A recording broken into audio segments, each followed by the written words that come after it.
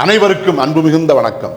செல்வராமாயணம் என்னும் இலக்கண பாடல்களும் இலக்கிய சுவையும் கொண்ட புதிய ராமாயண காவியத்தை புனைய வைத்த என் இறைவன் ராமனை நன்றியுடன் வணங்கி மகிழ்கிறேன். செல்வராமாயணம் பருவம் 3 அயோத்தி பருவம், காலம் 8 பரதன் காலம்.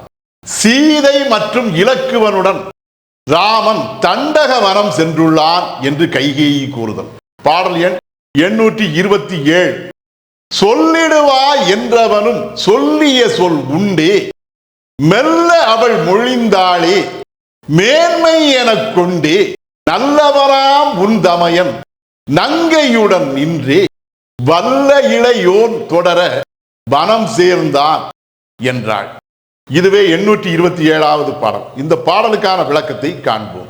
சொல்லிடுவா என்றவனும் சொல்லிய சொல் உண்டே என்ற முதல் வரிக்கான விளக்கம், என் தமையன் ராமன் எங்கே இருக்கிறான் என்பதை சொல்லுவாய் அம்மா என்று பரதன் கேட்ட அந்த வார்த்தைகளை உட்கொண்டவாறே, வார்த்தைகளை உள்வாங்கியவாறே, மெல்ல அவள் மொழிந்தாளே மேன்மை எனக் கொண்டே.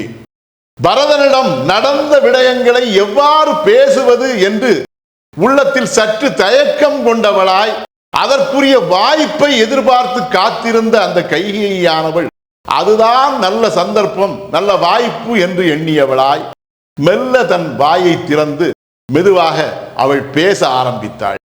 மேன்மை எனக் கொண்டே, தான் செய்யக்கூடிய செயலானது மிகவும் மேன்மையானது என்ற நம்பிக்கை கொண்டவனாய், நல்லவனாம் உன் தமையன் நங்கையுடன் நின்றே, மிகவும் நல்ல உள்ளம் கொண்டவனாகிய உன்னுடைய தமையனாகிய ராமன் நங்கை என்னும் அவனுடைய மனைவியாகிய சீதை தன்னுடனே உடன் வர அவளுடன் இணைந்தவாறே வல்ல இளையோன் தொடர வனம் சேர்ந்தான் என்றாள்.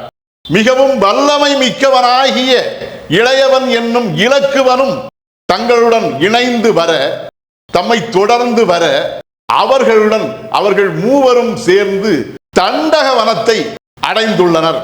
அந்த தண்டக வனத்தில் வனத்தவ வாழ்க்கை வாழ்வதற்காக, அந்த வனத்தவ வாழ்க்கையே மிகவும் மேன்மையான வாழ்க்கை என்று எண்ணியவர்களாக அவர்கள் அந்த தண்டக வனத்தை அடைந்துள்ளனர் என்று கூறினாள். இதுவே 827வது பாடலுக்கான விளக்கம். செல்வராமாயணத்தின் 828வது பாடல் மற்றும் அதன் விளக்கம் ஆகியவற்றை அடுத்த பகுதியில் காண்போம். இறையருளால் அடியேன் இயற்றிய நல்லதோர் இலக்கியத்தையே செல்வராமாயண காவியமாக உங்கள் முன் தொடர்ந்து வழங்கி வருகிறேன். உங்கள் அன்பையும் ஆதரவையும் தொடர்ந்து தந்து இந்த புதிய ராமாயண காவியத்தை அனைவரிடத்திலும் கொண்டு சேர்க்குமாறு உங்களை அன்போடு கேட்டுக்கொள்கிறேன். அனைவருக்கும் நன்றி, வணக்கம்.